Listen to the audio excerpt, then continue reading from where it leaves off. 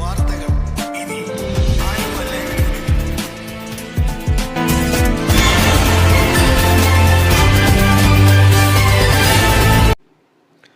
കേന്ദ്ര ബഡ്ജറ്റിൽ കേരളത്തെയും തൊഴിലാളി വിഭാഗത്തെയും അവഗണിച്ച BJP ഗവൺമെന്റിന്റെ കേരള വിരുദ്ധ നയങ്ങൾക്കെതിരെ UWC എറണാകുളം ജില്ലാ കമ്മിറ്റിയുടെ നേതൃത്വത്തിൽ ആലുവ ബാങ്ക് ജംഗ്ഷനിൽ ബഡ്ജറ്റ് കോപ്പി കത്തിച്ചുകൊണ്ട് പ്രതിഷേധിച്ചു. KPCC general secretary Abdul Muthalib പ്രതിഷേധ യോഗം ഉദ്ഘാടനം ചെയ്തു. ഉണ്ടായില്ല എന്നതാണ് ഏറ്റവും പരമപ്രധാനമായ കാര്യം.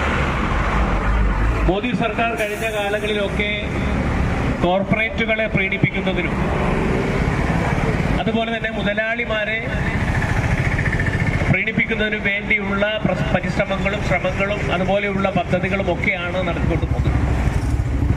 ഈ കഴിഞ്ഞ 10 വർഷവും